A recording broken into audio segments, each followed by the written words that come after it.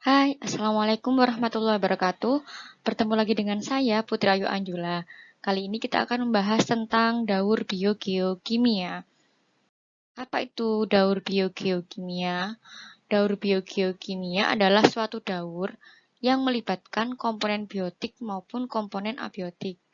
Nah, macam-macam dari daur biogeokimia ini ada 5 macam. Yang pertama ada daur karbon, yang kedua ada daur sulfur, yang ketiga ada daur fosfor, yang keempat ada daur air, dan yang terakhir ada daur nitrogen. Nah, untuk yang pertama yang akan saya jelaskan adalah mengenai daur karbon. Nah, karbon yang di udara ini dapat berasal dari berbagai macam. Yang pertama bisa berasal dari erupsi gunung berapi, yang kedua bisa berasal dari industri, kemudian bisa juga berasal dari hasil respirasi yang dikeluarkan oleh berbagai macam makhluk hidup. Bisa manusia, hewan, maupun tumbuhan. Selain itu juga fitoplankton juga bisa melepaskan karbon dioksida ke udara. Jadi karbon-karbon dioksida yang di udara ini akan mengumpul. Nah, di sini apakah tetap di sini? Tidak. Ternyata karbon dioksida ini diambil lagi oleh tumbuhan untuk proses fotosintesis. Selain tumbuhan, karbon dioksida di udara ini juga diambil oleh fitoplankton. Nah, ingat fitoplankton ini meskipun dia berada di air, dia memiliki suatu zat kloroplas yang berisi klorofil sehingga fitoplankton bisa melakukan fotosintesis. Jadi karbon dioksida di udara ini dia akan diserap oleh tumbuhan dan fitoplankton dalam proses fotosintesis. Kemudian fitoplankton ini dalam rantai makanan dia akan dikonsumsi atau dimakan oleh zooplankton sehingga kadar karbonnya akan berpindah ke zooplankton. Dari zooplankton kemudian kadar karbon akan berpindah ke ikan paus ketika zooplanktonnya sudah dimangsa oleh ikan paus. Kemudian ikan paus mati, dia akan menjadi fosil.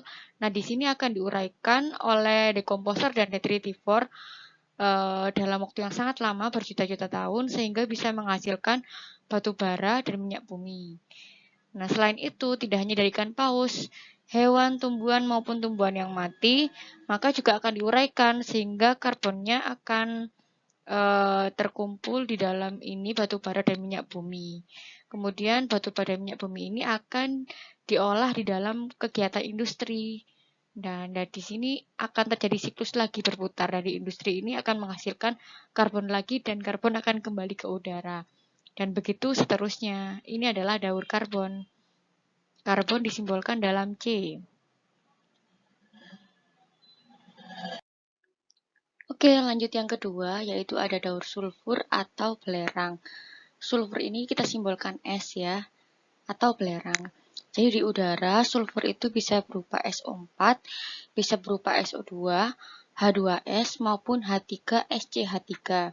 Nah, SO4 itu jika berasal dari kegiatan industri atau pembakaran industri yang dihasilkan ke atmosfer. Untuk SO2 ini biasanya berasal dari erupsi gunung berapi. Untuk H2S dan SCH3 biasanya berasal dari penguraian dari makhluk hidup yang sudah mati ini ke udara. Jadi dalam bentuk H2S atau CH3SCH3. Nah, kadar sulfur atau barang-barang yang di udara ini atau yang di atmosfer ini dia akan bisa mencair jika kadarnya jika dia dibawa oleh curah hujan. Jadi ketika curah hujan itu dia membawa SO4, SO2 dan ini kemudian mencair, maka akan terjadi hujan asam. Jadi hujan asam itu terjadi jika kandungan sulfur di dalam curah hujan tersebut sangat tinggi. Dan hujan asam ini dapat merusak lingkungan ya. Kemudian hujan asam ini membawa belerang ke dalam tanah. Kemudian untuk ini, sekarang kegiatan ini ya. Jadi ketika makhluk hidup seperti tumbuhan maupun hewan itu ketika dia mati akan diuraikan oleh bakteri. Kemudian kandungan sulfurnya ini yang di dalam tubuhnya berupa molekul-molekul ini dia akan terurai menjadi sulfur. Kemudian sulfur ini sudah berada dalam tanah ya. Kemudian oleh bakteri anaerob sulfur ini akan direduksi lagi ke udara dalam bentuk H2S.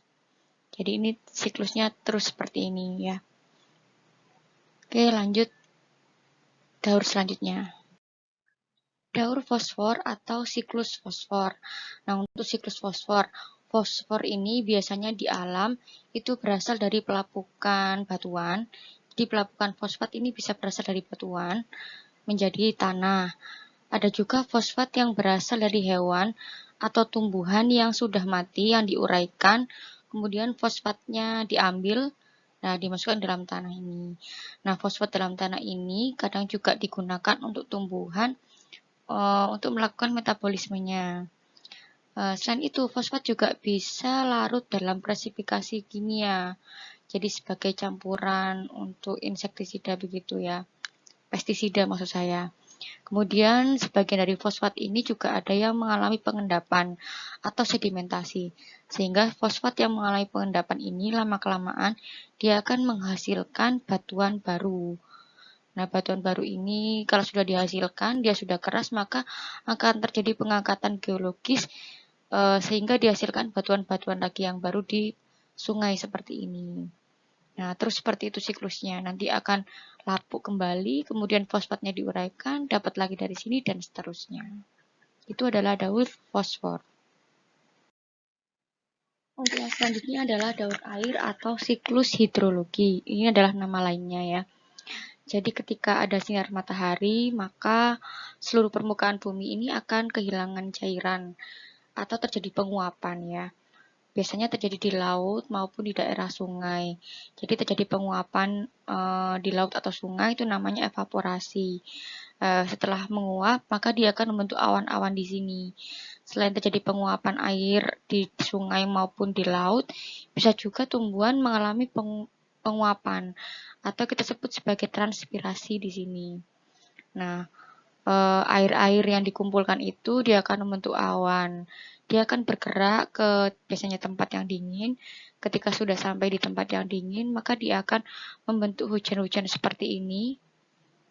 Kemudian butiran air ini akan masuk ke dalam tanah melalui proses presipitasi. Dan seterusnya air hujan ini akan masuk ke dalam tanah ini secara vertikal. Namanya prosesnya adalah infiltrasi. Kemudian dari proses infiltrasi ini air akan terus menuju ke daerah yang lebih rendah. Tempatnya kita sebut sebagai perkolasi ya. Itu ke daerah yang tempatnya lebih rendah. Kemudian ketika sampai di sini biasanya ada beberapa diserap oleh tumbuhan-tumbuhan dan juga menjadi air tanah gitu ya. Dan selanjutnya jika ada sinar matahari lagi atau panas maka akan terjadi evaporasi kembali membentuk awan-awannya seperti ini. Yang namanya siklus berarti ini terus berulang-ulang seperti itu ya. Lanjut siklus yang terakhir. Siklus yang terakhir ini adalah daur nitrogen. Jadi nitrogen ini bisa ada di udara seperti ini. Nah, kemudian nitrogen yang di udara ini bisa diambil oleh bakteri melakukan bakteri fiksasi nitrogen di sini. Jadi bakteri fiksasi nitrogen di sini nitrogen itu akan diubah menjadi amonium. Nah, amonium itu sebenarnya tidak hanya berasal dari nitrogen yang di udara, tapi amonium ini juga berasal dari tumbuhan dan hewan yang sudah mati, kemudian diuraikan oleh dekomposer, bisa berupa fungi, bakteri yang bersifat aerob dan anaerob. Kemudian menghasilkan amonium di sini. Nah, amonium itu dia akan diubah menjadi nitrit oleh bakteri nitrifikasi. Contoh dari bakteri nitrifikasi di sini ada Nitrosomonas dan Nitrosococcus. Kemudian nitrit ini akan diubah menjadi nitrat oleh bakteri nitrifikasi yang bernama Nitrobacter. Dari bakteri ini dia akan menghasilkan nitrat dan nitrat ini akan dikembalikan ke udara oleh bakteri denitrifikasi. Jadi ini seterusnya seperti itu menjadi daur nitrogen.